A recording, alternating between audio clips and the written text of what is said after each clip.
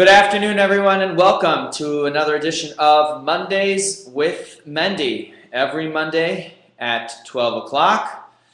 And as is our weekly tradition, we explore one concept, just one concept, based on the Torah portion of that week, hopefully giving us some practical advice that we can use on our everyday life from our ageless and timeless classic, the Torah. Wishing you all a very happy Hanukkah. Hopefully you got a great Thanksgiving, not too much leftovers left in the fridge, and are getting ready for an exciting New Year's Eve just around the corner. Today we're going to talk about a very essential and fundamental concern for a lot of us parents out there. How do we raise our children in a society that is so challenging and so quick, a society that's so hyper-connected, where children are very easily attracted to the internet and gaming and celebrity status, and so many of the influences that we really have to curb and control to make sure that our kids grow up as healthy, stable, confident human beings, capable of realizing their full potential. I've got 3 little ones at home, a 5-year-old, a 3-year-old, and a 1-year-old. And though they're small, I already see the dangers that are out there and the challenge in trying to raise my children to understand what society can provide and still have the discretion and the discipline to choose when to involve themselves in all of these different opportunities and how to limit their exposure to them. So I'm sure you sitting at home or at your office, wherever you might be watching, shares these concerns, whether for your own children or even if you don't have kids, for other kids or for what might the future bring you. This is a very real and relevant issue. And like all issues that are real and relevant, the Torah has a lot to say about parenting. And that's what we're going to talk about. We're going to talk about one individual, Jacob. Jacob, the third of the 3 forefathers of Israel, who really got it right, understood how to be an effective parent and how to take care of all of his children, and he had quite a few.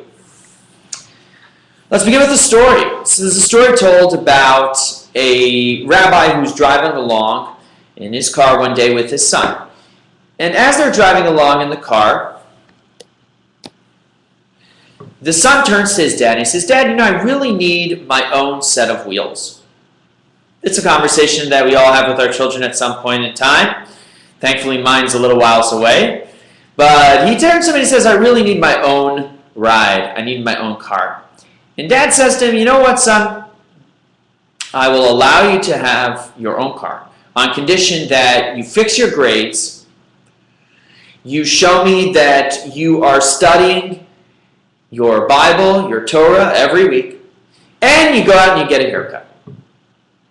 Nothing tremendously difficult to achieve. And the son is quite confident that he can get it done, and hopefully his father will be pleased with the results and he'll get his car. A week later, they're driving again in the vehicle, and the dad turns to his son, the rabbi turns to his son, he says to him, "Son, I heard that you've done much better in school. Your exams, your grades are doing real well.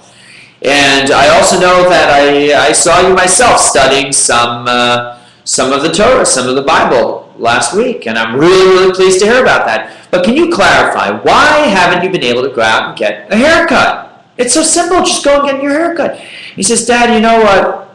I was thinking about it, and I realized that Samson had long hair, we know, right? And I don't think Moses and Aaron had their hair cut real short either. So if it was good enough for them, it should probably be good enough for me." And the rabbi turns back to his kids and he says, "You know what? You're right, son. But they walked around town. I guess you will too." Parenting can be challenging. Kids know how to push our buttons. They know what makes us click, and they oftentimes use our own words against us. How we find the patience and the perspective to not get rattled and agitated, but rather work with our children on an individual basis and help them grow beyond some of these challenges that they provide to us is really a very difficult situation. Very, very difficult. So let's look at Jacob, because Jacob raises at least 12 sons, we know for a fact, and it also mentions that he had a daughter named Dinah, so he's got 12, 13, 14 children, lots of kids.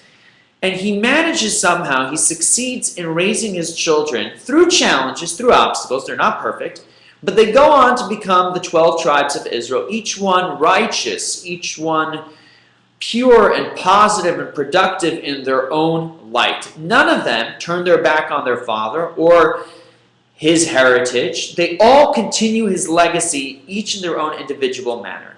And that's unique to Jacob.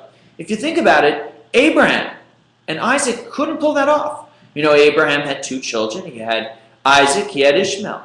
Isaac had 2 children. He had Jacob, he had Esau. Only Jacob was successful in transmitting his ideals, his values and morals in their entirety to all of his children. And for those of us that have multiple children today, we know that it's challenging because each child is different. No 2 children are the same. So how do you come up with a game plan that you can apply to all of your kids if they're all so different, so individual?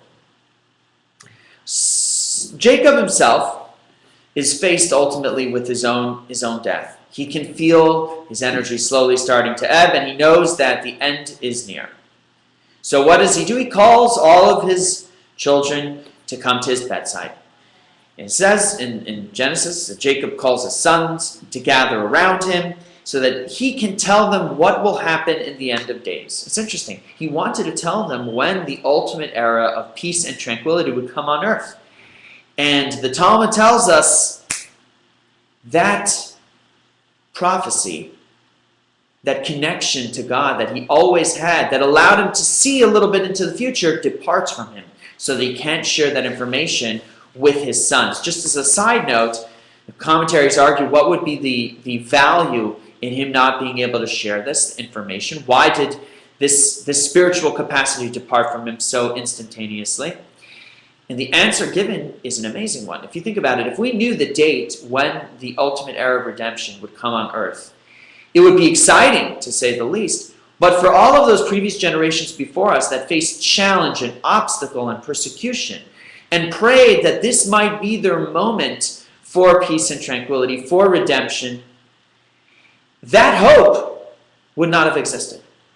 That hope would have been gone. Because they know they've got another 1,000 years or 500 years or 50 years, whatever it might be. As has been recorded, there were Jews that were marched to the chambers singing the song, Ani Ma'amin, I believe in this ultimate era of redemption. So Jacob was not able to convey this time to his children.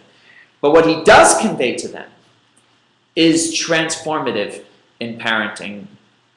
He conveys an individual blessing to every one of his children. Different, entirely different, from child to child.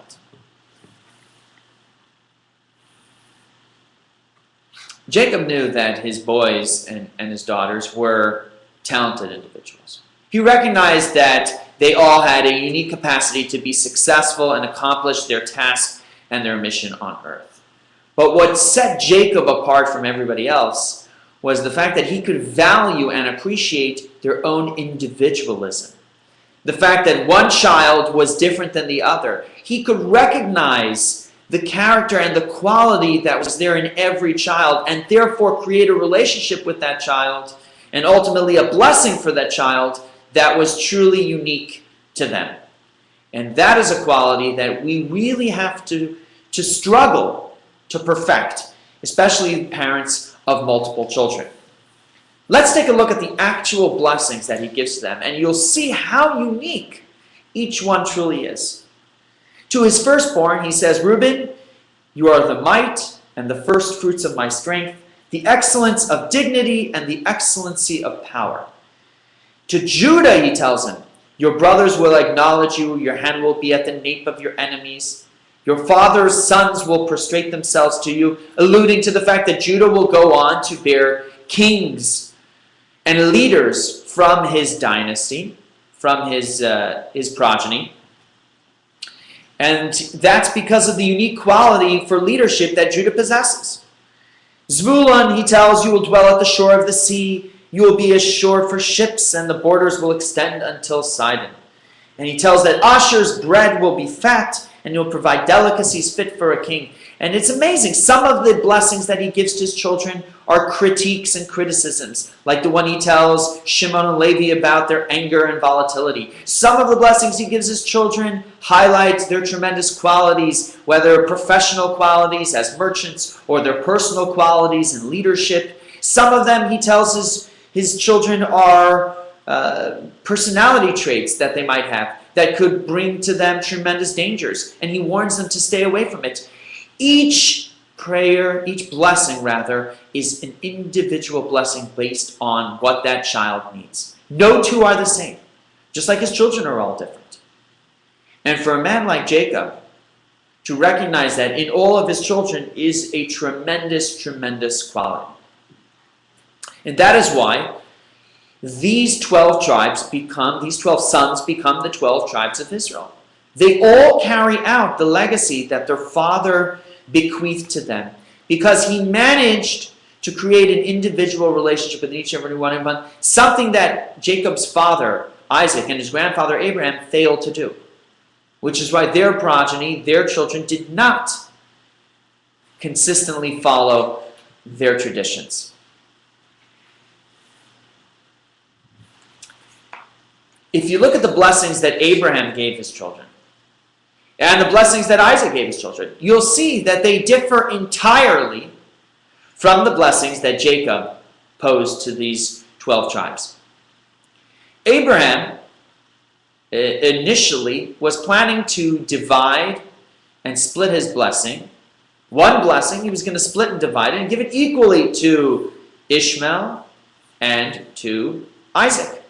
But we know that Sarah tells Abraham, listen, your blessing is not designed to go to two people, it's designed to go to one person. Only one person can truly carry that blessing because it's just one blessing. One blessing, one person. And I know that Ishmael is not a positive influence. He is not the productive child that you think he is. And therefore, I'm telling you, give the blessing to Isaac and send Ishmael away from the house. Now, I'm not advocating that you should send your troublesome children away, but that's what happened with Abraham and Sarah. So indeed, Ishmael is taken away from the house. He leaves with Hagar. And the one blessing that Abraham had, he gives to Isaac. Because he wasn't capable of creating multiple blessings. He had one blessing, he gave it to one son. The same thing transpires with Isaac when he wants to bless his children, Jacob and Esau. Isaac sees that he has 2 boys, but he only knows of one blessing that he can convey to them. And Rebekah secretly schemes to take Jacob, dress him up as a furry human being, which would mimic the hairiness of Esau. And Jacob takes Esau's blessing. And we know that afterwards, Esau comes to his dad and he says, Dad, do you only have one blessing? And the answer is yes. And Esau gets some small, minor, secondary blessing from his dad. But the real blessing of continuing his father's legacy, he only had one, just like his father Abraham. And if you only have one blessing, if you only have one message, then how can you apply one message or one blessing to multiple children that are so different and unique? Which is why neither Abraham nor Isaac's children followed their dad in totality. We know that we see things in different ways. And there's the view of the surface. The stories of the Torah can be seen from a surface perspective, but you can also dig deeper and find a more mystical definition to some of the stories that are told to us, and the mystical definition to our lives. And Abraham and Isaac and Jacob, they also have mystical qualities that give us greater understanding as to why they made the decisions that they did. Abraham was Mr. Kindness, or as known in the mystical world, he represented chesed. The quality of chesed, the quality of kindness. And therefore, Abraham and Sarah, his partner, his life partner, they spent every waking moment sharing their faith, their heritage, their belief in one God with anyone that would listen to them. We know their tent had 4 doors so that people could pass through in any way, shape, or form possible from any direction. That was Abraham, Mr. Kindness. He gave and gave and gave again. Isaac, on the other hand, his son, who carried on his tradition, he represented another extreme quality, totally opposite of kindness. He represented severity. Isaac was reserved. He was more calculated. But he was strong. He was passionate. And so when he was put to the test, he stood his ground. And I'm sure we know people in our lives that represent both extremes. You've got friends, without a doubt, that are always outgoing and ready to help and always giving of themselves time and time again. And then you have those that are more, quieter people, more reserved, a little bit more calculated. But when push comes to shove, they are steadfast in what they believe in. That's Abraham and Isaac. That's chesed and gevurah, kindness and severity. Qualities and characteristics that we find in ourselves, but we find as prototypes in Abraham and Isaac. Jacob was different. Jacob was beautiful. Why was Jacob known as a beautiful individual? Because he combined these 2 qualities into one. He managed to fuse the quality of kindness and the quality of severity, merging it into one human being, emoting beauty. He knew when to give and when to hold back. And that knowledge allowed him to bless his children, each in their own individual manner. Because Abraham could only give one blessing, a blessing that reflected his personality of kindness. Isaac could only give one blessing. He could only teach his kids what he believed was life's greatest and most important value: severity, calculation. That was all they could teach their boys. Only Jacob that understood that true strength of character comes from the collusion of all of these different values and attributes, and then you have a beautiful mosaic. Only he understood and valued all of these different traits, and therefore he was able to see their value in each one of his children who possessed entirely different traits one from the other. Only Jacob is able to tailor-make his blessings, which is why it says in the verse that he blessed each one according to their way, recognizing that they would all need different strengths and different blessings as they went through the challenges of their own individual life. In the book Proverbs, or as it's known in Hebrew, Mishlei, it says, and I quote, "Educate a child in his way, he shall go. Even when he is old, he will not depart from it." There's a tremendous quality that comes with starting education from an early age. Now, early age, you might say, means 10 or 9, 8, maybe 5, 4. But education, imprinting positive qualities on your children, actually starts much before they reach the age of full comprehension. Which is why even today we find so many products that exist in the market to actually influence your children when they're still in your womb. There are special earbuds, special headphones you can find that fit a mom's belly. There are so many ways that we can teach our children. As you know, Baby Einstein makes products that will just blow your mind, that are applicable for kids that are only a few months old, a year old, because education starts from the earliest age possible. And when you imprint these positive qualities and characteristics on your children from an early age, you make sure that it becomes part of who they are, part of their DNA, part of their identity, that it will stay with them for life.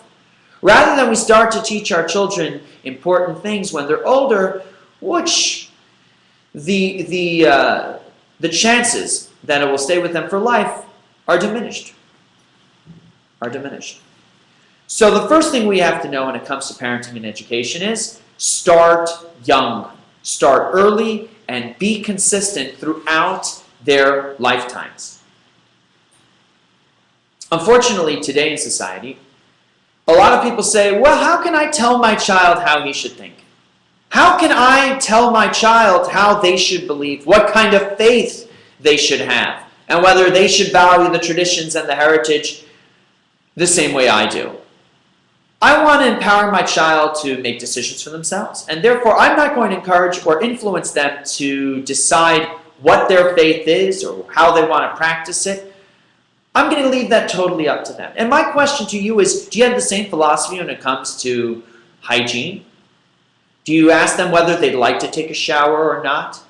Do you say, well, brushing your teeth might be a nice idea, but I don't want to impose anything upon you, so if you feel like you want to brush your teeth, great. And if you want to let them decay, that's totally your decision. Is that the approach you take? Or do you, like most responsible parents, say, hygiene is important? Brushing your teeth, taking a shower, cutting your fingernails, getting a haircut, changing your clothes. Those are qualities that you need to be a successful person in life. So whether you like it or not, at this point in your life, I'm going to really make you do that. Because I want that to become part of your habit, part of who you are, so that when you're older and trying to be successful in life, you'll have pearly whites. You'll naturally have these qualities and these traits, and they will help you be productive later on. So whether you appreciate or value them now or not, little boy or little girl, you're going to do it. That's generally the perspective we take when it comes to fundamental things like hygiene. Well, how about faith? How about the morals and the values that we share? Do we tell our children that those values are important for life, and do we encourage them from early on to take those values on as their own? That's the second point that we need to be mindful of. Because if we don't, if we leave it entirely up to them, then we both know there's absolutely no guarantee that they'll make the right choice. And they'll never be able to look back and say, I knew what my mom and dad expected of me. I knew that they wanted me to carry on in their tradition. I knew that it was valuable and important to them. And that's why I'm carrying it on as well. If you never make the case to them, they have nothing to draw from. So don't be afraid. Don't think of yourself as brainwashing your children or coercing your children. Think of it simply as encouraging positive traits and characteristics for them in their lifetime. The same way you do it with fundamentals like hygiene, you do it with fundamentals like faith.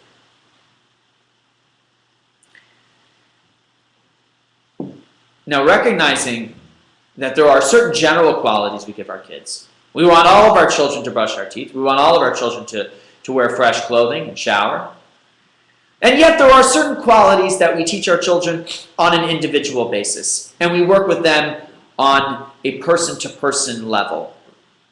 The same thing is when it comes to our relationship as far as faith goes, and tradition and heritage.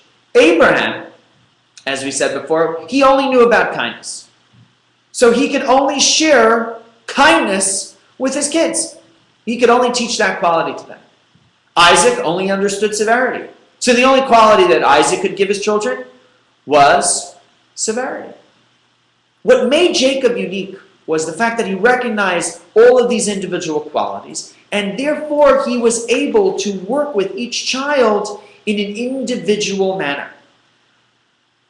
When you are a parent and you have children and you understand how different each one is, you can plan activities, programs, events that will naturally cater to the needs of your individual child.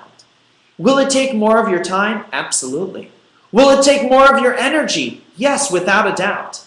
But the success and the results that you will see from spending one-on-one time with each of your children in an activity that's vastly different from the other, but is catered to the needs of your individual child, the results you'll see from that is immeasurable. It's immeasurable. Family vacations are beautiful. And of course, we just finished celebrating the holidays of Hanukkah, and for those of you that were celebrating Thanksgiving as well, you understand how wonderful and beautiful it is for everyone to sit around the table. And I'm not saying we should compromise on those, but include and add special moments in time where you spend quality time just with one child in a project, in a trip, in a moment that's geared just for them. Recognize that each one has to be taught in their own individual manner. Some will excel in math and some will excel in science. But your success as a parent will be in being able to cater your teachings to what their deficiencies are and to what their virtues are. That's when you will become a super parent. Jacob understood this, and therefore his blessings to them are catered to their individual strengths, their individual qualities. Of course, education has some uniformed principles. We all want our children to be respectful. We all want our children to be mannerful. We all want them to stand straight, and so on and so forth. But we also have to set our expectations and our goals for each child based on the needs and the opportunities of that child. Certain children are naturally more gifted as orators, and maybe we should expect and hope that they'll become lawyers or become debaters or whatnot, maybe politicians, or God forbid, even a rabbi. Certain children are very creative. And when you recognize the creativity inherent in that child, nurture them to become an artist or a musician. Something that will highlight their gift to society, their creativity. Certain kids have tremendous athletic ability and are tremendously physically gifted. And that has to be valued. Every child has something to contribute to the world, and when you start to see those contributions, those individual qualities as valuable and special, you will cater your parenting, you will cater your expectations towards your specific child. And then you will see the results that you're looking for. And it's no different when it comes to sharing the beauty of our heritage and our faith and our traditions. Of course, there are universal qualities. And we want every child to go to Hebrew school or Jewish day school. We want them to participate in shul. We want them to participate in the holidays, of course, without a doubt. But every now and then, take a moment to ask your child, what are the specific aspects of Judaism that inspire you, that excite you? Do you like reading about Jewish history, the heroines and the heroes of yesterday? Do you enjoy debating Jewish law and understanding all the different intricacies that are involved in the different laws and rules? Do you enjoy the holidays? Is that what gets it for you? Or are you a language major and you enjoy studying Hebrew and all of the different languages like Aramaic or Yiddish? And is that what gets you excited? Have that conversation with your child. Delve deep and you'll find that they do care. They are interested. But they want to know that you value them and their opinions and what makes them unique.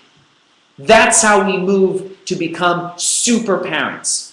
And that's the only way in a society that throws everything at your kids. Everything is being thrown at your children. The marketing that exists today to grab your child's attention is unparalleled. When we lived in the shtetl, you didn't have to contend with that kind of invasive marketing. When they lived in biblical times, they were confined to their specific village, their town. How many distractions existed? Nowhere near what exists today.